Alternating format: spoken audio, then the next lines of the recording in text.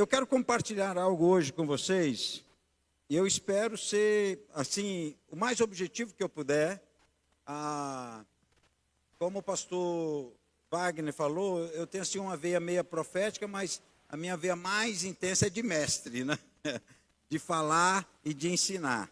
E essa noite eu quero falar sobre alinhando as promessas, talvez alinhando e discernindo as promessas de Deus. Nós precisamos ampliar a nossa visão em relação às promessas de Deus. Todos nós queremos as promessas. E tem muitas promessas. Só de Deus falando para o homem, são 7.700 promessas, 706 promessas de Deus falando para o homem. Mas olha só, 7.700 promessas distribuídas em 1.189 capítulos. Então, muito mais promessas do que capítulos na Bíblia nós temos. Para você ver como o nosso Deus é Deus de promessa. Isso mostra, isso dá uma ênfase, isso declara que o nosso Deus é Deus de promessa. Isso revela muito do caráter de Deus em relação ao homem, ou do plano de Deus em relação ao homem. Porque Deus liberou mais de 7.000 promessas para o homem. E essas promessas, elas precisam ser discernidas e entendidas num âmbito não só daquilo que eu posso receber, que eu posso ganhar, mas daquilo que essas promessas dizem para mim como direção. Deixa eu te dizer uma coisa, promessa não é só algo ou uma recompensa que você vai receber. As promessas têm mais a ver com direção do que com recompensa. As promessas de Deus têm mais a ver em declarar para onde você vai e como você vai, do que o que você vai ter. Mas na maioria de nós, nosso coração mais inclinado, mais carnal, ele quer algo para receber. Ele quer uma bênção para receber. Ele quer uma promessa para mim. Mas as promessas de Deus têm mais a ver para onde você vai do que o que você vai ter. Amém? Amém? Então isso é muito importante para nosso discernimento. É lógico que há promessas de prosperidade, há promessas de saúde, há promessas de paz. Todas essas promessas estão relacionadas também a esse destino, porque estava conversando com um homem rico uns dias desses, e eu disse para ele o seguinte, eu disse, olha, ser rico é só ter dinheiro, ser próspero é ter dinheiro e propósito. Há uma diferença apenas em ser rico. Então nós não queremos ser ricos, nós queremos ser prósperos. Por quê? Riqueza com propósito. Porque essa riqueza não nos é dada só porque a merecemos, muito pelo contrário. Mas há um propósito por trás dela, naquilo que Deus está fazendo em nossas vidas. E nós começamos 7 quarta-feiras, 7 semanas, 7 na Bíblia, como disse o pastor Wagner, é muito profético, né? Em 7 dias Deus criou o contexto da criação, e na plenitude da criação, no 7º dia, o descanso, a contemplação, a consagração. O número 7 está ligado a essa completude, a essa perfeição, mas também está ligado à consagração. O 7º dia era o dia para consagrar o Senhor, era o dia de buscar a presença do Senhor, de contemplar. O 7 também tem a ver com aliança, porque na Bíblia, no hebraico, a palavra hebraica para 7 é Shevá, que é a mesma palavra, a mesma raiz para aliança. Então 7 também tem a ver com aliança, a nossa aliança com Deus. 7 na Bíblia também tem a ver com um perdão que precisamos liberar na vida do nosso irmão. Quando Pedro pergunta a Jesus, até quantas vezes devemos perdoar nosso irmão? Até 7? Até um número, até a perfeição? E Jesus então adiciona, não te digo 7, mas te digo 70 vezes 7. Então, na Bíblia o 7 é muito importante. E nós estamos hoje fechando a 7ª quarta-feira, que está relacionado à promessa, ou está relacionada com o que vai acontecer a partir de amanhã. Talvez nessas 7 semanas, nós estávamos assim como que preparando o altar.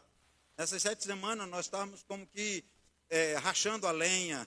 Nessas 7 semanas nós estávamos como que preparando o azeite.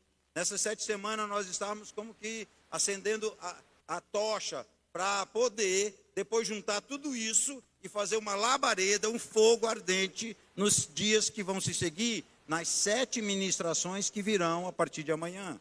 Então, esse tempo que vocês andaram aqui nas 7 semanas, foi um tempo de preparação, um tempo de preparar o altar, achar a lenha, purificar, bater o óleo 7 vezes, porque era assim que o óleo era preparado para a consagração, né?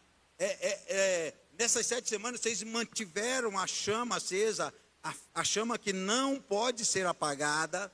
Então, agora, nós vamos juntar tudo isso nesses próximos dias, né?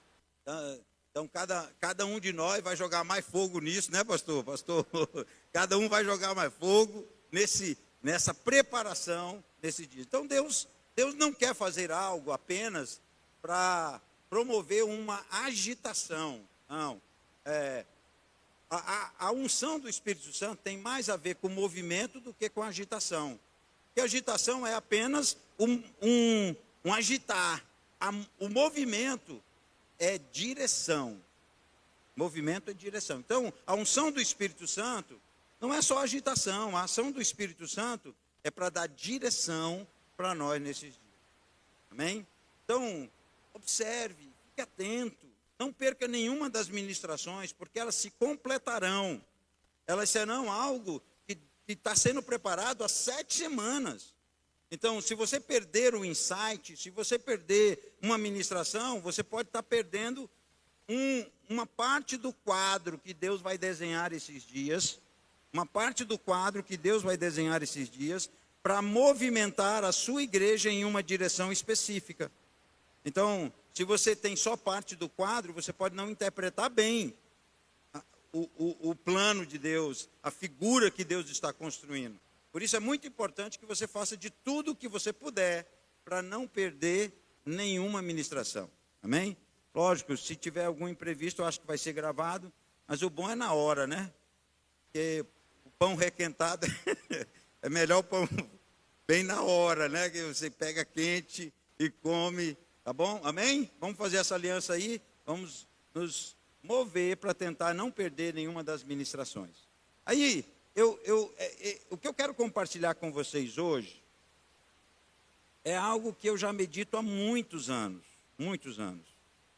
E eu já falei isso em outros lugares, já falei isso em aconselhamento, já falei isso para pessoas.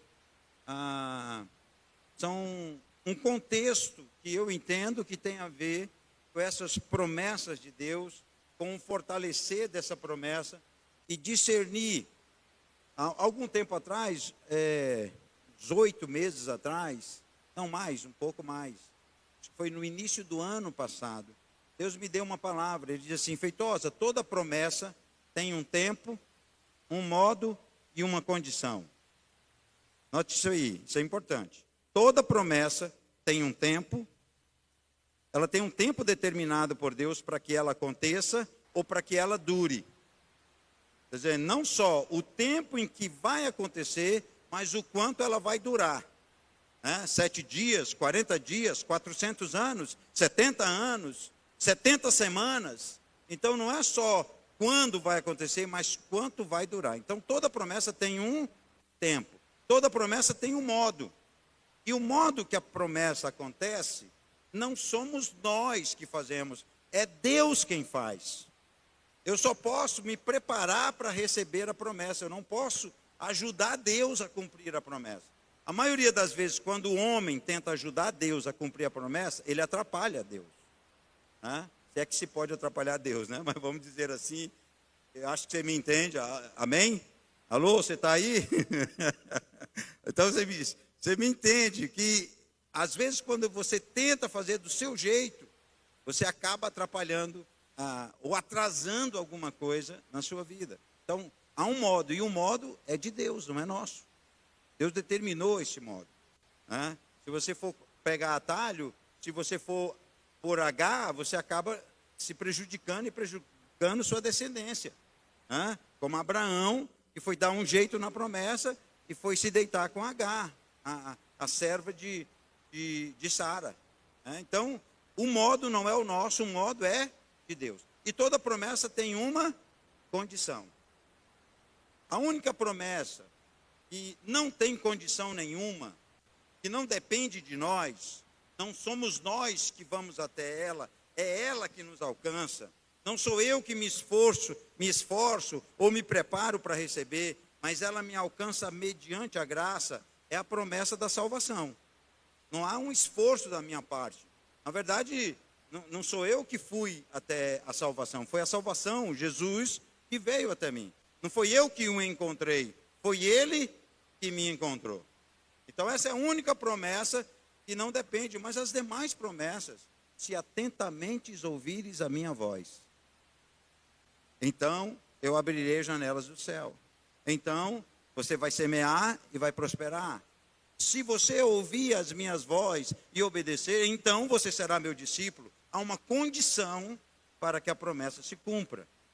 Amém? Então, tempo, modo e condição. Você pode aprofundar isso. Eu não vou aprofundar agora, tá bom? Mas você pode aprofundar isso no seu estudo.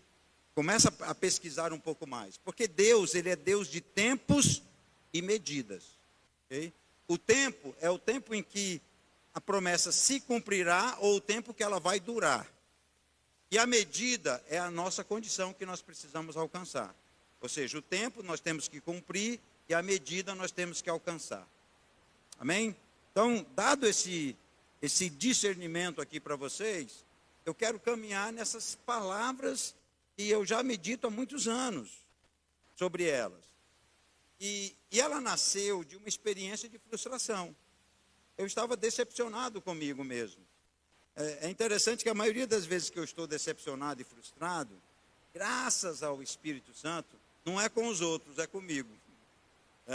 Eu estava decepcionado comigo. Eu digo, rapaz, será que eu não tenho jeito? Será que, mesmo sabendo tudo isso, eu ainda estou vacilando, estou errando, estou demorando, estou postergando coisas que Deus quer que eu faça agora para fazer depois? Então, nessa minha frustração, eu perguntei duas coisas para Deus. Senhor, será que ainda tem jeito? Senhor, será que ainda dá tempo? E Deus me ensinou algo. Ele disse, levanta a sua mão direita. Você quer aprender o que eu aprendi?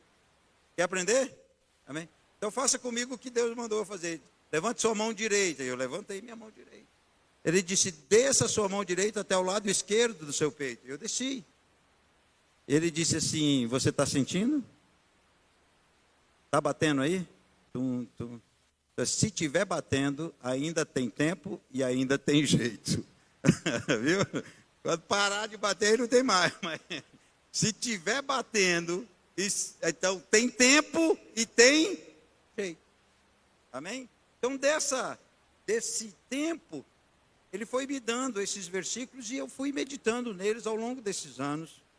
E eu quero dar um resumo daquilo que eu tenho discernimento em cima deles. De vez em quando, até 9h30, né? Até 9h30. E de vez em quando, eu repito esses textos no meu coração. Primeiro é Jeremias 29:11. Conhecidíssimo. Né? Jeremias 29:11. Eu estou aqui na revista e corrigida, mas estão jogando aí NVI ou corrigir? A minha versão? A NVI. Pronto, beleza. Então veja aí. Nesse texto, o profeta Jeremias escreve uma carta para os exilados. Nabucodonosor tinha levado cativo a Babilônia, e lá eles estavam escravizados. E lá, na Babilônia, eles começaram a ter duas tentações. A primeira tentação era ceder à cultura babilônica. Era se acomodar àquela cultura. A segunda tentação é que eles estavam sendo enganados pelos falsos profetas que acompanharam eles lá na Babilônia. E os falsos profetas estavam dizendo assim, a libertação de vocês será rápida e fácil. Logo Deus vai tirar vocês daqui e levar de volta a Israel, a Jerusalém. E essa não era a profecia, essa não era a palavra. E Jeremias faz uma carta dizendo, não, Só daqui a 70 anos vocês vão ser, porque Deus é Deus de tempo. Então só daqui a 70 anos vocês vão ser libertos. Então o que é que vocês têm que fazer? Vocês precisam, nesses 70 anos, orar pela paz da Babilônia. Porque na paz da Babilônia vocês terão paz. Vocês precisam orar por paz nessa cidade para que vocês tenham. Quando os 70 anos se cumprirem, então Deus tornará a trazer vocês de volta. Porque essa é a promessa. Então a promessa estava com um tempo determinado que iria acontecer. E só iria acontecer 70 anos depois. Isso aconteceu na construção, reconstrução, com Neemias e tudo mais. Mas, dentro dessa carta, ele cita o versículo 11, que é o que me chama a atenção. Que é um fortalecimento da esperança. A promessa dá sentido à espera. Ou seja, eu tenho que esperar 70 anos, então Deus dá uma promessa que dá sentido a esperar tanto. Porque a promessa traz esse fortalecimento da esperança. Então Deus diz para Israel, Deus diz para os cativos, eu tenho pensamentos a vosso respeito. Ele diz, porque eu que conheço os planos que tenho para vocês. Então ele começa com uma afirmação muito forte. Esse termo, eu bem sei que pensamentos tenho a vosso respeito, traz àquela nação uma promessa de que Deus é pessoal, se importa. Ora, Deus tem um plano para você, com seu nome. Eu sou que sei que pensamentos tenho a vosso respeito. O Senhor do universo parou e pensou algo para você. Eu não sei se quando a ficha cair, você vai entender isso. Demora a cair a ficha, mas, por exemplo, o pastor Nonato me chama no escritório e diz, Feitosa, eu tenho um plano para você. Para mim, pastor, o senhor pensou em mim. Que privilégio. Agora imagina Deus dizer isso para mim. Eu só estou usando essa analogia para você entender, essa comparação para você entender. Deus parou e fez um plano para você. Glória a Deus. Gente, isso é tremendo. Isso fala da personalidade dele, do conhecimento íntimo e pessoal que Deus tem com cada um de nós. Deus tem algo íntimo e pessoal com cada um de nós. Aleluia. Então ele diz, eu sou que sei que pensamentos tenho a vosso respeito. Pensamentos de paz, shalom. E shalom é o quê? Shalom é algo completo, integral, é um bem-estar integral. Então, quando um judeu encontrava outro, ele cumprimentava o outro com o Shalom Adonai. Shalom Adonai. E o outro, se a paz dele estava integral, se ele estava bem com a esposa, se ele tinha dinheiro no bolso, se ele tinha comida na despensa, então ele dizia Shalom Adonai. Se não, Shalom Tov, minha paz está boa. E quer dizer, eu tenho essa paz integral. Então, a paz que Deus está prometendo aqui é uma paz integral. E ele diz, não para mal, mas para vos dar o fim que esperais. Qual era o fim que eles esperavam? Voltar para a sua terra. Então essa promessa deu sentido à espera. Amém? Então há promessas que Deus vai lhe dar, que vai dar sentido à espera. Que vai lhe fortalecer para você esperar o tempo certo. Para você saber que ela vai durar um determinado tempo. Então, a promessa que dá sentido a ela. Então, esses 70 anos, naquilo que Deus planejou, vai acontecer. Por isso, o versículo 12 vai dizer, aí vocês me invocarão, e ireis e orareis a mim, e eu vos ouvirei. Buscar-me-eis e me achareis, quando me buscardes de todo o vosso coração. Qual era a condição para fazer parte dessa promessa? Essa busca de todo o coração. Então, paciência, fidelidade e oração são necessários para que a promessa de Deus se manifeste no tempo determinado em sua vida. Alguns crentes são ansiosos demais, outros lerdos demais, porque tem os lerdos também, que deixa a bênção passar. Okay? Então você precisa ter o time.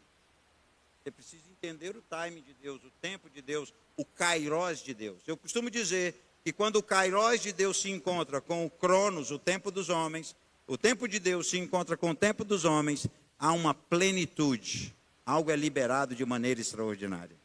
Algo é liberado. Amém? Então a promessa de Deus de se manifestar no tempo determinado faz com que nós o busquemos de todo o nosso coração. Amém? Então, a primeira promessa é: Deus tem uma promessa para você. Não é de mal, mas é de paz. E Ele cumprirá a seu tempo o propósito na sua vida. Amém?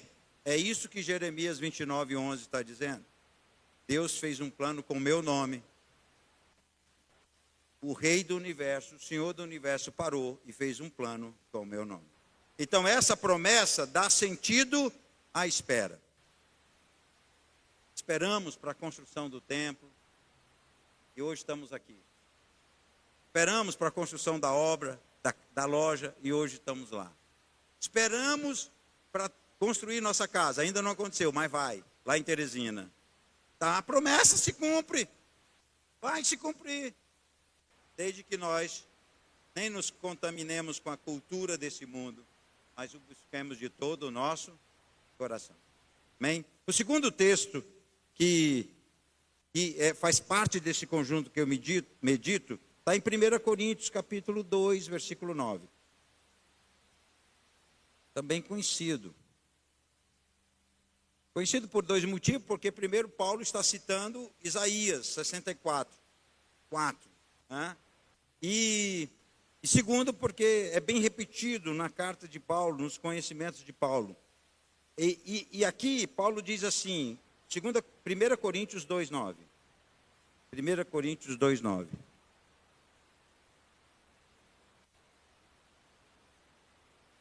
Mas como está escrito, as coisas que o olho não viu, o ouvido não ouviu, e não subiram ao coração do homem, são as que Deus preparou para aqueles que o amam. Amém? Que o olho não viu, ouvido não ouviu, e nem o homem compreendeu. Está além da compreensão do homem. Todo o poder de investigação do homem não alcança esse discernimento. Porque aí é investigação, olho, ouvido e discernimento. Não alcança. Por quê? Porque não vê na capacidade humana. Essas coisas não são coisas assim, ninguém nunca viu a casa que Deus vai me dar. Não é isso. Ninguém nunca viu. Deus vai me dar um carro que ninguém nunca teve. Não é isso. De novo, eu estou falando para vocês que não estamos falando aqui de ter, mas de ser. Amém? Esse discernimento é um discernimento espiritual, transcendente, indescritível. Não é humano. Não é humano. É divino. É sobrenatural. As bênçãos que aguarda você não são naturais. Essas promessas não são naturais. Elas são sobrenaturais. Essas promessas não é para todos também. Ele diz aqui, para aqueles que o amam. Ela tem uma condição. Então não é incondicional essa promessa. É aqueles que o amam e o buscam de todo o coração, como está lá em Jeremias 29:13. Então, essas promessas não é para todos, mas para aqueles que respondem ao amor de Deus, com amor por Ele e obediência a Ele. Por amor a Ele e obediência a Ele. Quando Deus dá essa promessa, lá em Jeremias, Paulo vai citar um texto que eu gosto muito, que está lá em Filipenses, capítulo 1, versículo 6. Aquele que começou a boa obra em vós, ele é fiel, e há de completar. Então, não tenha a promessa de Deus por tardia. Amém? Eu estou voltando aqui a Jeremias 29:11 para te dar esse complemento. O que começou a boa obra em você, Ele é fiel e há de completar. Amém? O que é que eu preciso fazer para entrar nesse âmbito de que essa promessa se cumpra? Amar a Deus e obedecê-lo. Amém? Amar a Deus e obedecer. Então, Paulo, ele explica essa promessa não é para qualquer um. E, na verdade, nós estamos falando de uma promessa que tem a ver com o derramado do Espírito Santo agora nessa conferência. Que tem a ver com a presença do Espírito Santo. Com os benefícios que o Espírito Santo traz ao cristão. Mais do que benefícios, eu diria as transformações. Porque o Espírito Santo, ele não vem para te dar benefício, ele vem para te transformar. Amém? Ele não quer fazer uma reforma em você. Ele quer demolir tudo e construir de novo. Amém? Então, ele tem isso. E é uma condição. Olha, vamos lá para João 14:15. João 14:15 e 16. Abre aí para nós. Vai dar tempo. João 14, olha aí. Se me amardes, guardareis o meu coração. Guardareis os meus mandamentos. Se me amardes, guardareis os meus mandamentos. Você ama a Deus? Eu tenho 3 propósitos da minha vida. Eu quero transformar conhecimento bíblico em prática. Quero obedecer mais do que eu conheço. A maioria de nós sabe muito mais coisas que já deveria fazer do que está fazendo. Eu diria que você só está obedecendo Deus 5 a 10%. Eu estou sendo assim, generoso. Eu estou sendo generoso. Você sabe muito mais do que você está obedecendo. Então, Jesus deixa claro, se você me ama, o que é que você deve fazer? Se você me ama, o que é que você tem que fazer? Obedecer. Agora olha o que ele diz depois desse versículo. Versículo 16. Se isso acontecer, o que é que eu vou fazer? Eu rogarei ao Pai, e Ele vos dará outro. Que consolador é esse? O Espírito Santo. Então, uma plenitude do Espírito Santo. Jesus está dizendo que se você obedecer Ele, Ele mesmo intercederá por você, para que o Pai derrame do seu Espírito numa medida recalcada, sacudida, transbordante. Aleluia! Até transbordar, como diz as Escrituras, do seu interior fluirão rios de água viva. Então, e lá em Atos, capítulo 5, 32, lá, os apóstolos também fazem essa mesma declaração. Atos 5, 32. E nós, diz os apóstolos, somos testemunhas acerca destas palavras. Nós e também quem? Nós e também quem? O Espírito Santo que Deus deu a quem? Que Deus deu a quem? Aqueles que lhe obedecem. Deixa eu te dizer, crente miserável, deixa eu te dizer um negócio. Se você é desobediente, se você não está obedecendo a Deus, se você está vivendo do seu jeito, deixa eu te dizer, isso que você está sentindo é só emoção, ainda não é o agir do Espírito Santo na sua vida. Para Ele agir intensamente, você precisa aumentar o seu nível de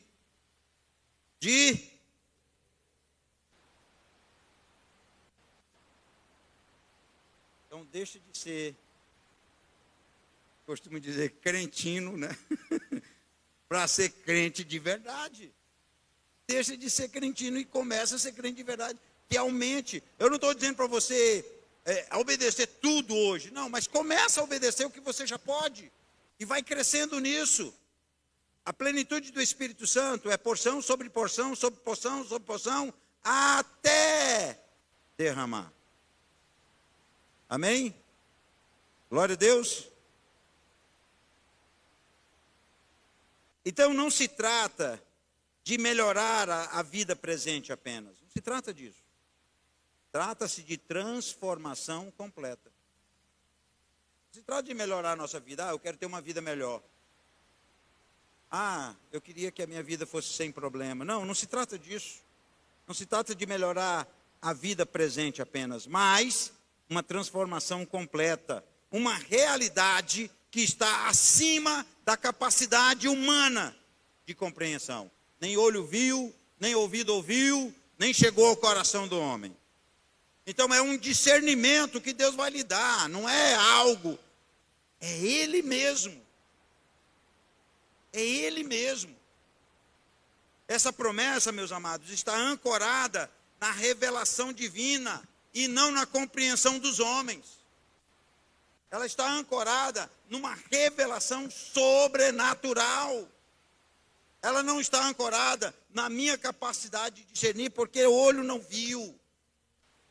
Minhas capacidades de investigação não alcançam, não sondam, não chegam a compreender essas coisas.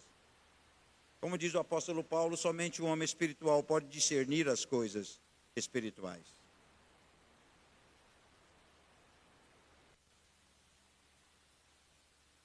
E esse texto deixa claro que nós temos essa promessa, que não é para todos, essa promessa que é transcendente, indescritível, para aqueles que o amam, essa promessa que é ancorada numa revelação divina. E aí eu vou para o terceiro texto, também faz parte desse conjunto em que eu medito há anos. Está lá em Efésios, capítulo 3, versículo 20. Efésios 3, versículo 20.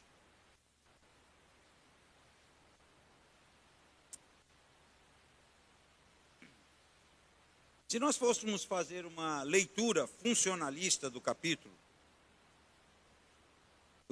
3, nós íamos entender e compreender que Paulo começa o capítulo 3 já dizendo, por esta razão, ou seja, o que ele falou anteriormente, que é sobre unidade, fazendo de todos os povos um só, por esta razão, que é o que une os gentios, ele começa a declarar que esse motivo, que esse mistério que esteve oculto, versículo 5, o qual, noutros séculos, não foi manifestado aos filhos dos homens, mas agora tem sido revelado pelo Espírito aos seus santos apóstolos e profetas.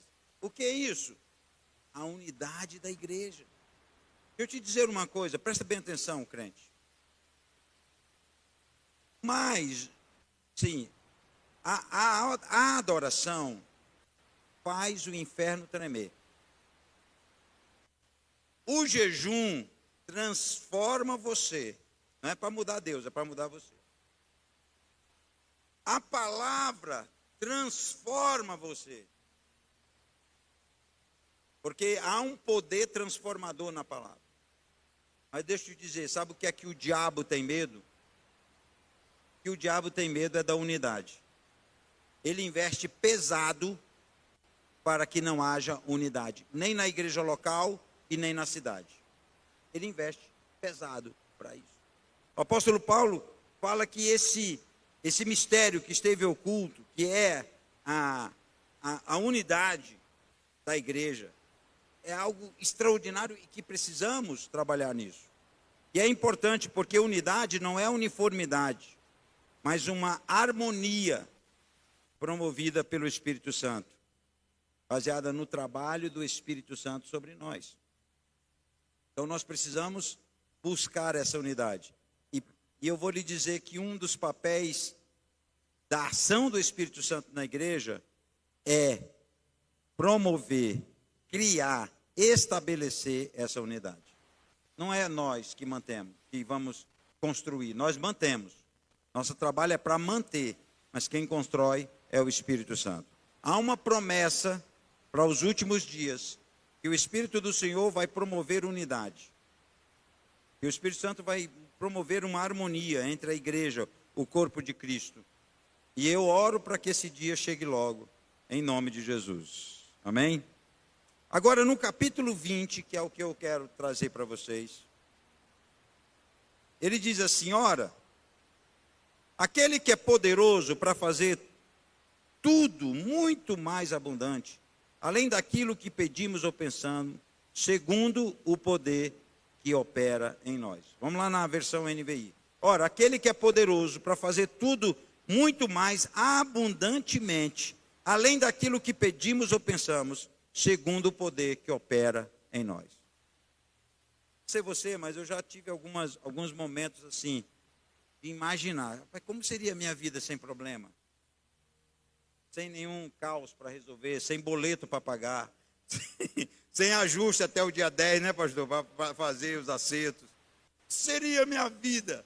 Como seria minha vida sem nenhuma dificuldade, sem nenhum egoísmo, sem nenhum pecado, sem nenhuma tentação? Como seria a minha vida? Bom, dizer, aquilo que Deus quer operar em nós, ele diz aqui na versão NVI, abundantemente além. Na versão corrigida, ele vai usar uma palavra que eu acho forte também. Não, desculpa, é na revista atualizada. Infinitamente mais. Olha que distância. O melhor que você pode pensar, que é a sua vida, sem problema, ainda está longe daquilo que Deus quer lhe entregar. Aleluia. Está longe. Não consegue, você não consegue. É uma plenitude que vem. Então, lógico, aqui nós não estamos tratando, de novo eu falo, não estamos tratando de coisas materiais apenas. Elas virão como bônus, mas o que está se tratando, esse infinitamente mais, é que aquilo que o Espírito quer operar em você será completo. Uma plenitude em você.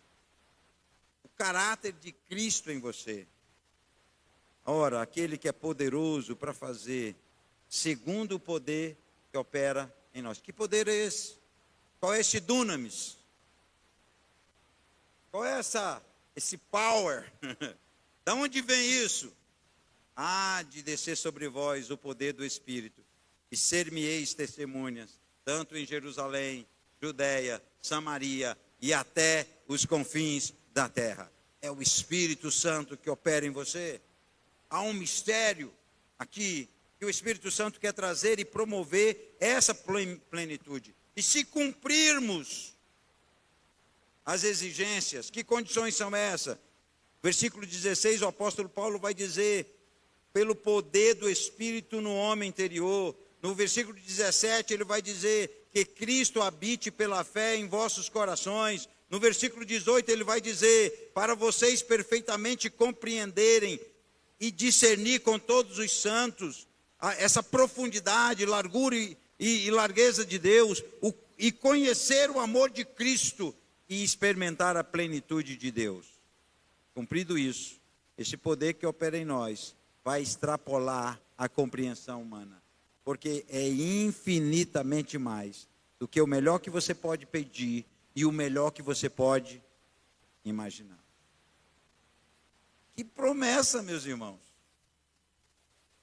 Que declarações são essas? Nos faz sentir pequenos.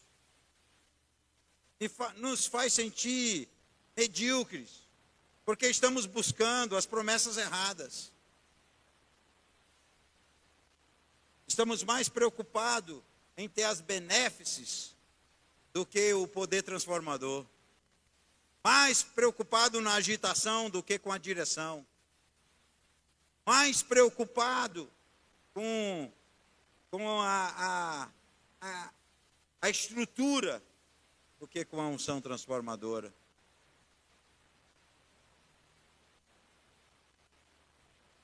Esse Deus que pensa, que fez um plano para você, de paz, Ele preparou algo especial para você.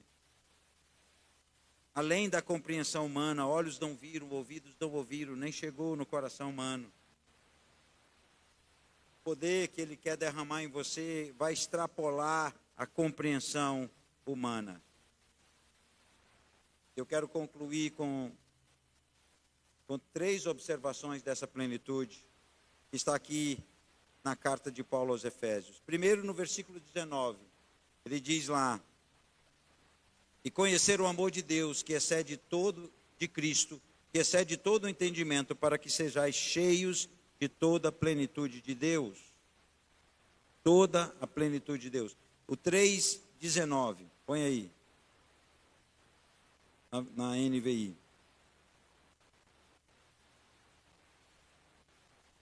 Capítulo 3, versículo 19. Cheios de toda a plenitude de Deus. A primeira promessa aqui.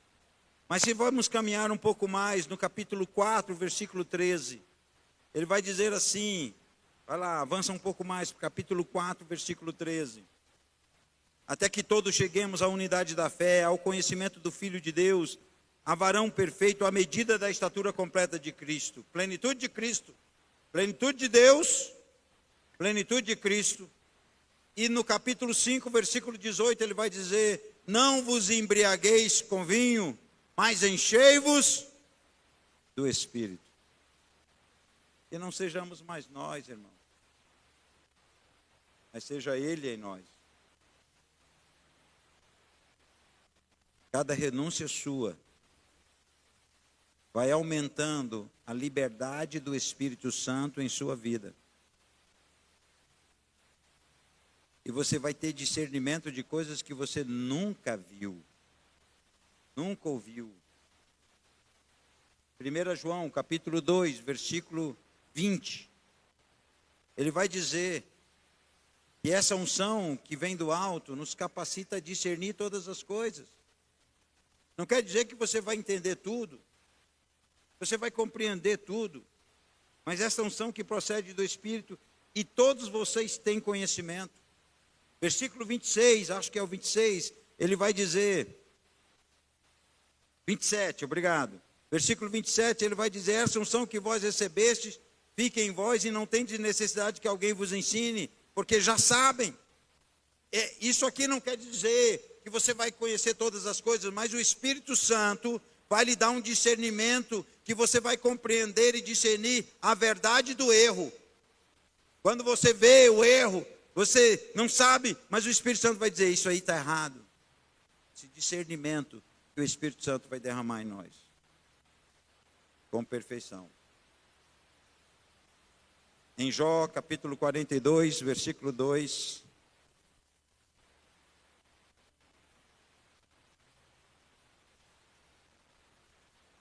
Jó 42, 2. Eu quero que você fique em pé. Está finalizando.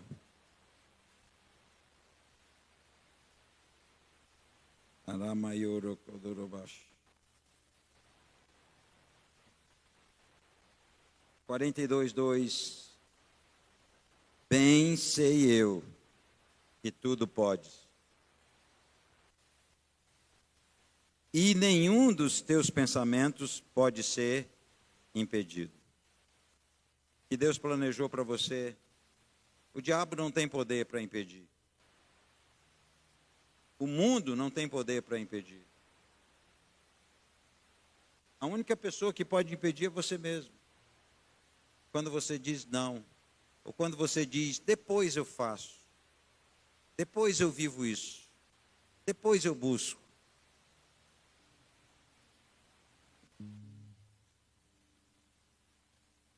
O texto de Jó, pastor Nonato gosta muito de citar o versículo 12. E Deus abençoou o último estado de Jó mais do que o primeiro. Há um princípio na Bíblia, lá em Ageu: a glória da segunda casa sempre será melhor e maior do que a primeira. Deus não faz igual, Deus faz melhor. Amém? Se Ele vai fazer, Ele não vai fazer igual, Ele vai fazer melhor e mais intenso. Eu acredito no último avivamento, será mais intenso. O melhor vinho é servido no final. Sabe? Vou viver até 100 anos, amém? Esses 40, eu tenho 60 anos. Esses 40 anos serão muito melhores do que os 60 que eu vivi até agora. E se eu viver só 3 anos, os 3 anos vão ser muito melhor do que os 60 que eu vivi até agora. E se eu viver 2 dias, os 2 dias vão ser muito melhor do que o que eu vivi até agora. O que Deus está dizendo para você é que o melhor da sua vida começa agora. Que o melhor está por vir. Mas você precisa se posicionar. Você precisa pagar o preço. Você precisa buscar santidade. Pague o preço em oração. Pague o preço em jejum. Pague o preço pela palavra. Pague o preço na santidade. Eu posso lhe garantir que o segundo estado seu será melhor do que o primeiro. O que aconteceu com você de bom e de ruim que lhe trouxe até aqui te prepara para o que vem depois daqui. Deus está preparando algo novo. Mas eu preciso me posicionar. Chega de agitação. Precisamos de direção. Chega de agitação. Precisamos de direção. Essa é a palavra. Porque o que o Espírito está profetizando à igreja não é mais individual, é coletivo. A ênfase desses dias, não é que Deus não vai falar para o indivíduo, Ele vai, mas a ênfase desses dias é para o coletivo. Nós precisamos nos movimentar em unidade. O melhor, o segundo estado será melhor do que o primeiro. Decida que os últimos dias, de hoje em diante, seja 10, 20, 30, 40 anos. Eu não acho que vai durar tanto, porque Jesus volta logo. Jesus já está voltando. Mas será mais intenso. Será melhor. Será assim. Vai extrapolar a compreensão humana. Porque é sobrenatural.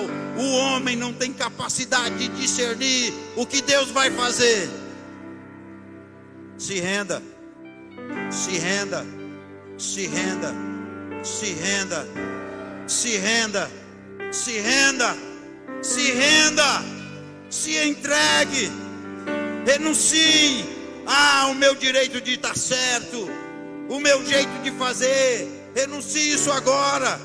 Diga: não, Senhor, eu não quero mais do meu jeito, não quero mais do meu modo, eu quero do teu modo, eu quero no teu tempo. Se renda, porque Ele fará com que a glória do segundo tempo, a glória dos dias que virão, sejam mais intensos do que os dias que já passaram. Há uma promessa. E se você quer dessa promessa, quer receber dela, sai do seu lugar, vem aqui para frente.